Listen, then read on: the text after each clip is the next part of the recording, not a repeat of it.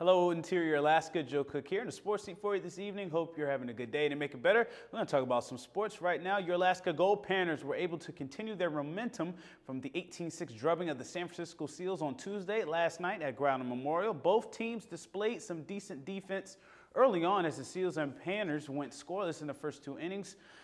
Starter Nathan Bannister even sacrificed part of his leg on a line drive, but shortstop David Fletcher was there for the nice out. Then in the bottom of the third inning, the Gold Panthers got on base. Pop-up by Fletcher turns into a base hit as three Seals, man, they just don't know what to do with this hit here. Nick Catalano, he rips a single down first base, and Jimmy Sinatro, he would do the rest, beating the throw to home for the score. Sinatro went 2 for 3 with 2 runs and 2 stolen bases. 3 runs by the home team in the third inning. 4 pitchers combined for a 2-hitter, and the defense did the rest. They got the outs. The Panthers get a 4-2 win and take a 2-1 series lead. I think we're starting to play a little bit better as a team, trusting each other to do their own jobs individually, and that's carrying over to almost killing the other team's momentum at the plate. So I think that's the big key there. But putting those 3 runs up early was nice to kind of get ahead and let our pitching kind of relax. I think they're starting to learn a lot about the game, and it's not just like a caveman game where you just go out there and you know, get things done and do it without thinking. You have to think, you have to anticipate, and if you do those things, then good things happen.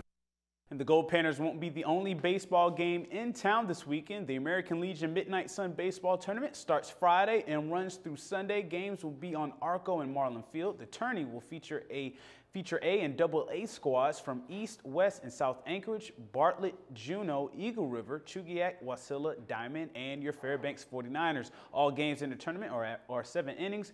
The team with the best record at the end of the tournament is the winner. So far this summer, the Fairbanks AA team is 1-6 overall, last in the standings, with Chugiak on top with the 10-3 record, but the 49ers single A team is third in the standings with a 4-2-1 record. South and Colony single A team come in undefeated. The tournament starts tomorrow at 7 p.m. with Fairbanks playing Bartlett at Marlin Field.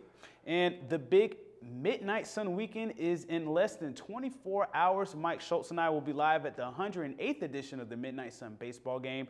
The Gold Panthers will be facing the San Francisco Seals in the final game of the 5-game series.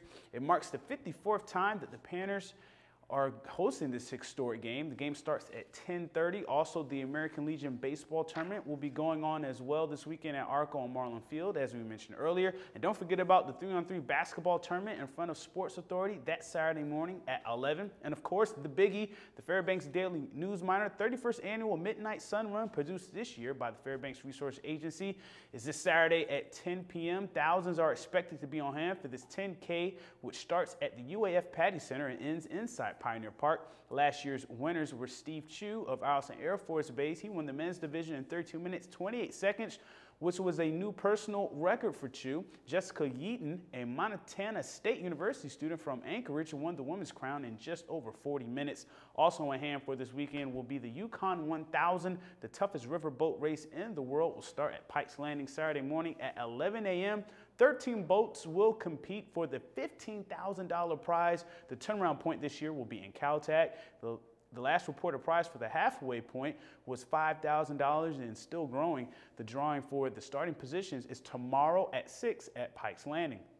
And if you can't sleep tonight because of the outcome of Game 7 of the NBA Finals between the Spurs and the Heat, how about go out for a run late tonight at 12:47 in the morning at the West Ridge Trails up at UAF? Will be the Dusk to Dawn run. The run starts at the ski hut and is on a 4-mile loop course rather. The race is slated to end just before 3 in the morning. A 2-hour and 11-minute run. There will be a couple of water stops and awards as runners will try to run as many miles as they can in over 2 hours. The Dusk to Dawn run is a companion run to the Dawn to Dusk run, which started last December. And that'll do it for sports tonight. Thanks for rocking with me for a little while. For more KTVS Sports, just go to Twitter, YouTube, webcenter11.com, and of course, you can get our mobile app. Stay cool, Alaska. Mike Schultz has your full weather forecast coming up next, and we'll catch you next time.